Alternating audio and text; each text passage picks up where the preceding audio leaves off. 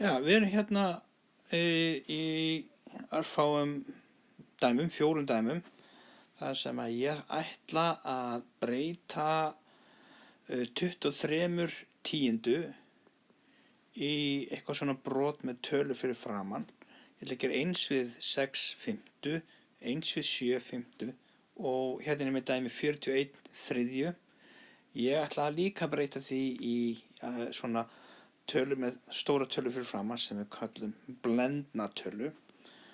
Sem sagt, breyta þessu útliti hér á almennu broti yfir í þetta útlit hér. Nú, reiknivilin getur hjálpað okkur hérna í þessum dæmum.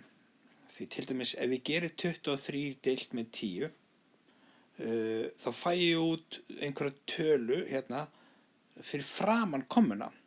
Það gerist líka hér, gerist líka hér, gerist líka hér.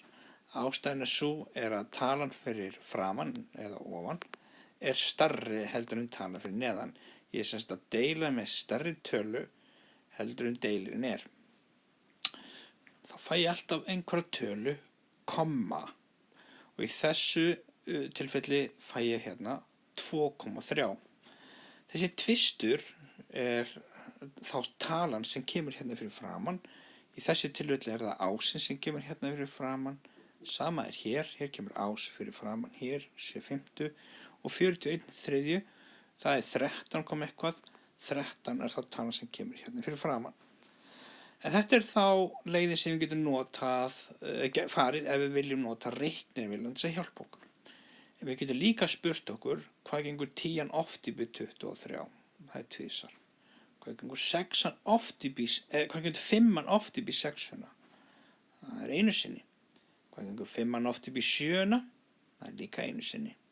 Hvað gengur þristurinn oft upp í 41, hann gengur 13 sinnum, þar sem hann kemst næst upp í 39. Nú, þetta er ástæðan fyrir þessum stóru tölum hér. En þá er vandamálið, það er að finna afganginn hérna, það sem er fyrir aftan kommuna. Það er 0,3, 0,2, 0,4, 0,66667. Leiðin sem við getum farið er, ég spyr hérna, já 10 hér kemur alltaf undir, þar sé að þessi tala hér kemur alltaf undir, sama er að gerast í hindæmanum, 5 hér kemur undir, 5 kemur hér undir, þristurinn kemur hér undir, það breytist ekki. Talan hérna undir hefur enga ástæði þess að breytast. Þannig að þá ætla ég að reyna að finna hvað tala á að koma hér í öllum þessum tilfellum. Trikkið sem ég hef er að ég margfalda þessa tölu saman hér, 2 sinnum 10. Það er að segja, 2 sinnum 10 er 20.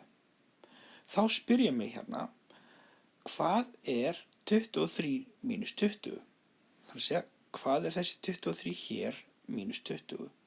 Það má þetta líka, hvað vantar mikið upp á að talan sé 23.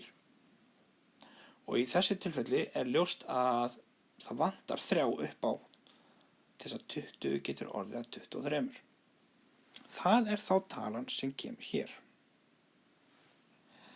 Ok, tökum næsta dæmi.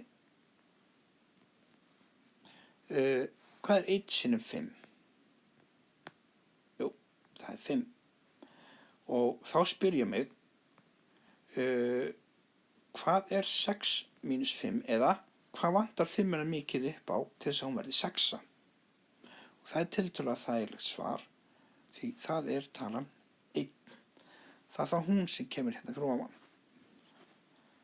Ok, tökum þriðja dæmið. Hvað er 1 sinnum 5? Jú, þetta er eins og áðan, það er 5.